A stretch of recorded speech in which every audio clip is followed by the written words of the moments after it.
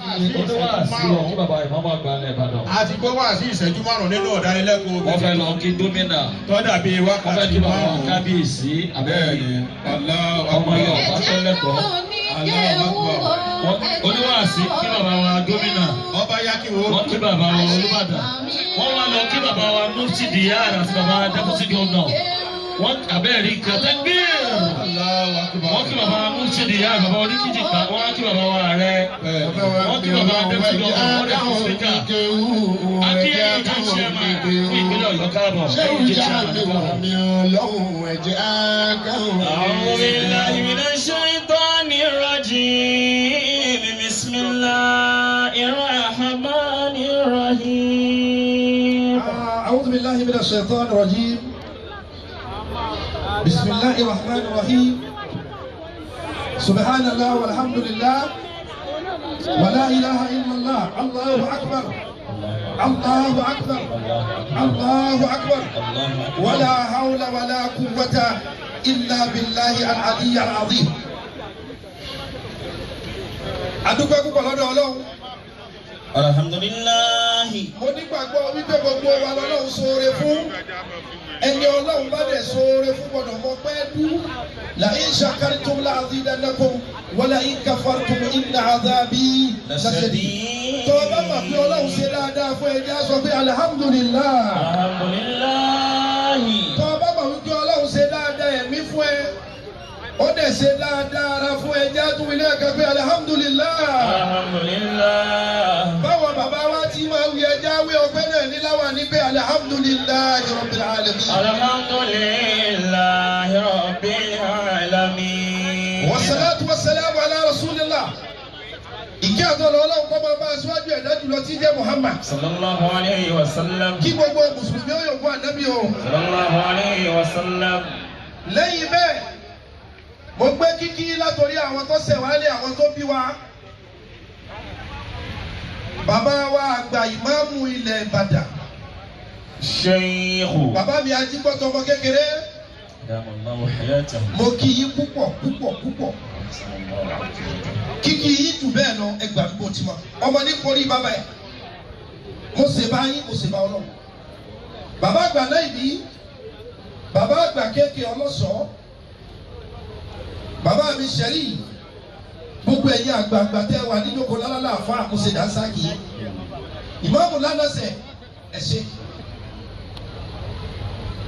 kò sí ẹni tó lè lé kankan tó lè bá àfẹnì Ọlọ́run bá dá dúró dè ohun tí Ọlọ́run ọba dá dúró dè yìí orí alẹ́ lẹ sí kú sí o mo kí gbogbo ẹ̀yin tọ́lọ́run lò tó fi sọ́lá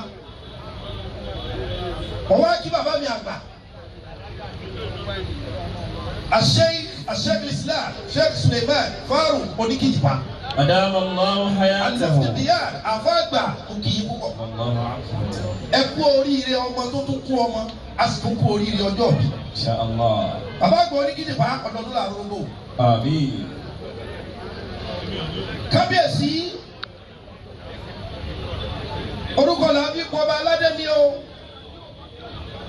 Bàbá wa ọba Abdulrasheed Adéwọ̀lú Ládọjà ẹsẹ̀ kábíyèsí fún bàbá. Kábíyèsí. gbogbo tí wọ́n fi kí ọba pátá ní mẹsẹ̀ dásáàkì yìí o mi ọ̀rọ̀ bá fi mo bọ́ bàtà alẹ̀ fún lóye ọ̀wọ́ ọmọ jẹ́ Ọ̀kẹ́rẹ́ tìlú Ṣakí mo kí wọn mo fi wọn kí bàbá wa Olúbàdàn kábíyèsí Ajírọ̀ Tútù Ọláyẹrí Aseyin mo kì í mo fi kí bàbá Olúbàdàn ojúlọ́bẹ̀ sá ọba adájọ́ owó rẹ mọ́ àrólé Oòduà mo fi wọ́n kí Olúbàdàn ọmọ láwàní agogo ìjà mo fi wọ́n kí kábíyèsí Olúbàdàn gbogbo ládéládé àṣìgàgà kábíyèsí Eléwùà lọ́balọ́ba gbogbo yìí ni mo kí ní òfin ìkálẹ̀ mo kí ẹ̀yin olóṣèlú ẹ̀yin tẹ́ ń ṣiṣẹ́ pẹ̀lú ìjọba mo kí í púpọ̀ SA kákàkiri commissioners SSG ládàáyárí mo kí í the speaker of the house mo kí í the deputy governor mo kí í ó wá padà sórí oníkan. Your Excellency, the executive governor of Oyo State, Engineer Seyimakinde Abiodun. Seyi ẹ̀dá. Bàbá mi ti sọ wípé Muhammadu Saheed, gómìnà mo kí yín, mo sì kí Ọlọ́run lára yín. Èrò gbàdé gbàjọ́ tá a bẹ̀rẹ̀ omi tuntun Ọlọ́run lọ́gbọ́n yín kì í ṣe yàn. Gómìnà, khairul mawāhiba inda Allah, khairul mawāhiba wa a'ẓamul khairāti inda Allahi al-mawāhiba wal-irshād. Sẹ́yìn ẹni tọ́lọ̀ bá fún ní rúṣìlù ó ti mọ̀nà, ẹni ọlọ́ba fún ní ìdáyà tọ́lọ̀ bá fún àyàn lọ́pàá yóò mọ̀nà kò ní kọsẹ̀. Gómìnà Ọlọ́run lè ń jẹ ọgbọ́n kan agbára kan. Ohun tí Ọlọ́run ṣe fún yín sọ wọ́n torí wípé ọgbọ́n tá a fi kọ́lé òtó yìí tá a fi gbé wàhálà téèyàn máa ń ṣe kó tó dépò ó kéré sí wàhálà tí ó ṣe kọ́ bá a lè rí ipò lò torí ipò ó máa ń pọ̀ ọ̀pọ̀lọpọ̀ èèyàn mọ́lẹ̀ ni o. The Oyo State Governor, ohun tí ń bẹ nínú yín nínú ọkàn yín lọ́lọ́run fi ń dájọ́ ọ̀tá o tọ́lọ́run kì í gbé alákòsí lẹ́yìn. Níbi iye kìlómítà ọ̀nà tẹ́yìn ṣe ní iye ọdún tẹ́ ẹ ti lò lórí oyè yìí tá a bá mọ iye kìlómítà tí ó gbé yẹn láti jẹ́nà ní ọ̀nà tí Seyimakinde ti ṣe ní stéètì yìí ó fẹ́ lè tó láti ayé bí àti àwọn.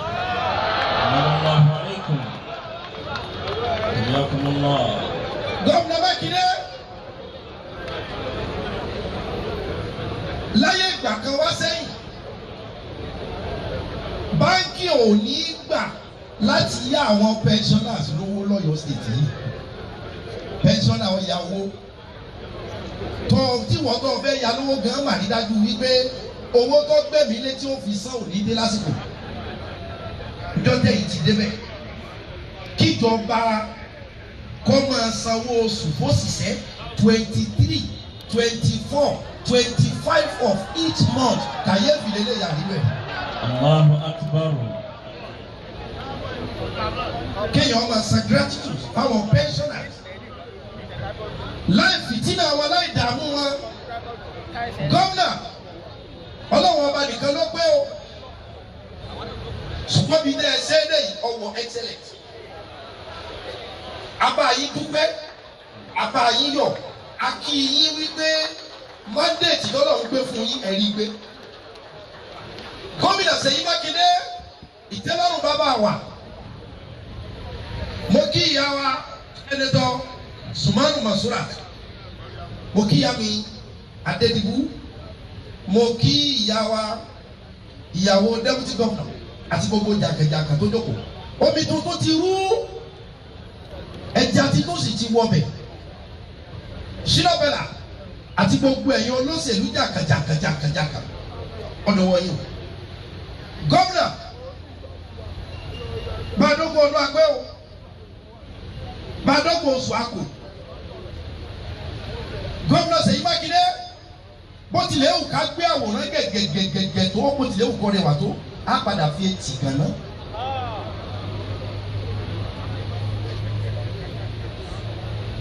Látọdún kẹ́ni débi tá a lò ó dé yìí débi tẹ́sí tó lò ó dé iyì lẹ́ fi ń gbà o. Àbùkù òní o kò sẹ́ni tí ò lè kàn Seyimakinde àbùkù òní kàn láíláí. Amin. Wọ́n gbé ewé kan ní pàdímọ́ gómìnà. Ewé tá a wí yìí tó bá yanú lẹ̀ báyìí tẹ́ bá fọwọ́ kàn kí yóò ṣe yóò sáré pàdímọ́. Agbára yín tí gbogbo èèyàn mọ̀ tó lágbára jù òun ni silence. Gbogbo ohun tí ó mú èèyàn kan tì í máa rojọ́ máa ṣàlàyé avoid ẹ̀. Omi ni yín tó dákẹ́ rọ́rọ́, omi dúdú fojú jọ aró, ó fojú jọ aró kò ṣeé fi rẹ aṣọ.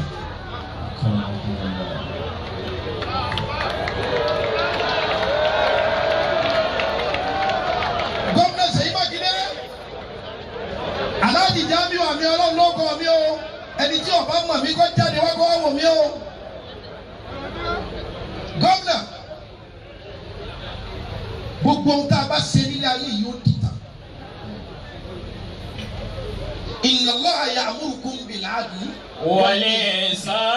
Ọlọ́run ló gbọ́ wọ́n yín kẹ́ ẹ máa ṣe déédéé kẹ́ ẹ sì máa ṣe dáadáa. Ẹ wò èrò lẹ́yìn yìí. gbogbo àwọn táwọn àmì àyẹsẹ̀ lẹ́tàn afẹ́rẹ́ yìí ni kí odidi àfa àgbà Sheikh Suleiman fáwọn onígidìpá kí wọ́n gbé jẹ́ ndébẹ̀jẹ́ ń bá ẹni mi yọ ìwà yín lọ́dà inú tiwa náà sì dá sí i. olóríire ní sọ̀rọ̀ ara wọn gómìnà èèyàn sọ̀rọ̀ inna li insani li rabbihi lakanu ọlọ́run tó dá ọmọ èèyàn ò mórè fún o gómìnà bẹ́ẹ̀ bá wẹ̀ lọ́wọ́ tẹ owó ṣẹ sórí ẹ̀yájú ìkàlẹ̀ èèyàn nìkan.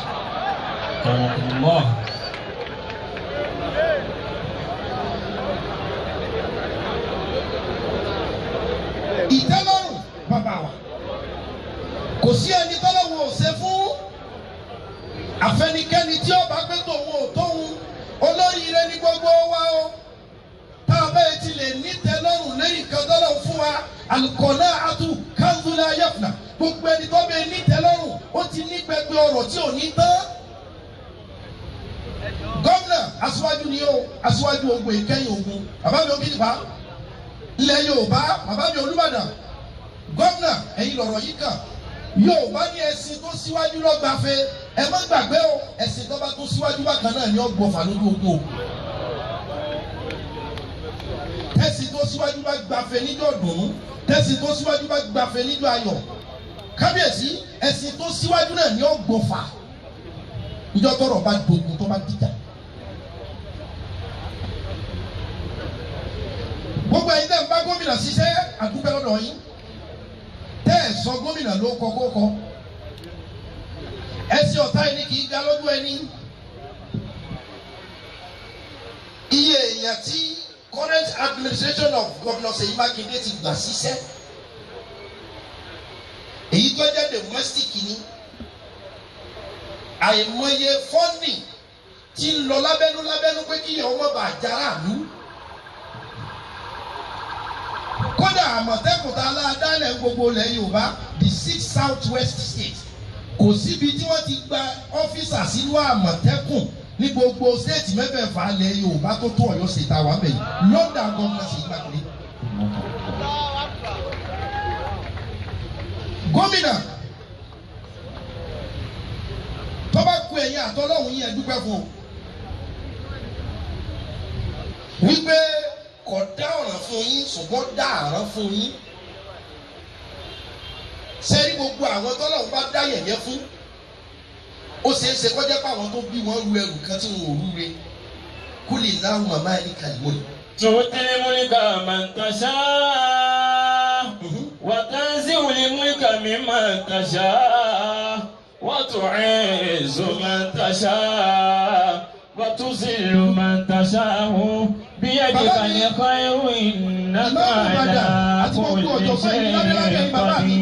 ọlọ́run lẹ́mi lọ́ba tí mo bá jẹ́ o èmi mò ń sì tún yọ ọ̀yàn nípò èmi ni mò ń fún ẹni ọba wù mí níyì ẹni ọba ìtún wù mí èmi ni màá yẹ̀yẹ́. ó ní ohun tó bá wù mí ni mo lè ṣe. gómìnà ẹ jẹ́ kọ́pẹ́ ẹ̀yán pọ̀ sọ́dọ̀ náà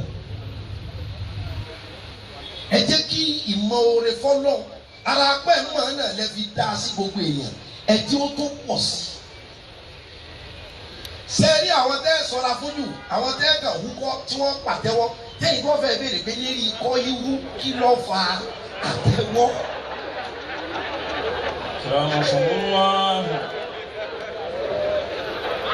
ọlọ́run pe àwọn mọ̀lẹ́kà lóko ń jọ̀gà rẹ̀. báyìí sílẹ̀ bẹ̀rẹ̀ kan fi mí rẹ̀ nìyí.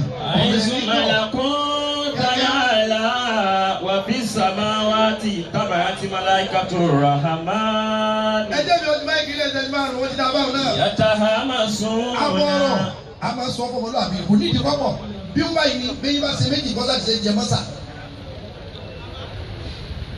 àsìwí kò tó àsìkò èyàn lè sìwí èyàn lè sì sọ ṣùgbọ́n tọ́lọ̀ bá ní kí wọ́n bá fetí àánú gbọ́ kò sẹ́ni tí ọ̀kọ́jà àsìwí àbá sì sọ àbí kò sí sẹ́ni tí ayé ò lè sì gbọ́.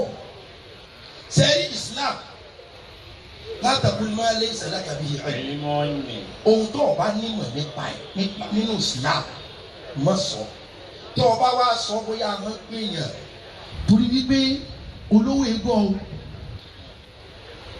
èèyàn ńlá tó joyè tó nípò tó lágbára tí ń bá gómìnà jókòó tí ń bá lọ́balọ́ba jókòó wọn egbò ṣùgbọ́n kò sẹ́ni ahọ́n ò lè gbé bàbá mi olóyè Akin Fìjàbí ẹ̀jẹ̀ àgbàpá sì ń gbọ́ ni ẹ̀ka tún ọ̀rọ̀ ọ̀hún ṣe pé ọlọ́run lọ láwẹ̀ àsọ́ọ̀mù bí wàhálà àti ṣe ìwé.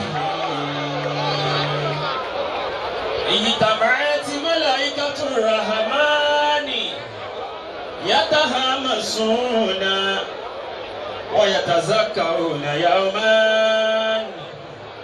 أن قال الله تعالى له إني جاعل في الأرض خليفة أتجعل فيها ما يفسد فيها ويسفك الدماء ونقدس لك. àti fojú ewé gbòbẹ̀ ọ̀nù. gómìnà àwọn mọ̀lẹ́kà náà sọ fọ́lọ́run wípé táwa bá jẹ́ èèyàn ni àní sìn ọ́ tó bọ́ mi èèyàn ṣe ń sìn ọ́. ọlọ́run mi wá sọ pé tí mo bá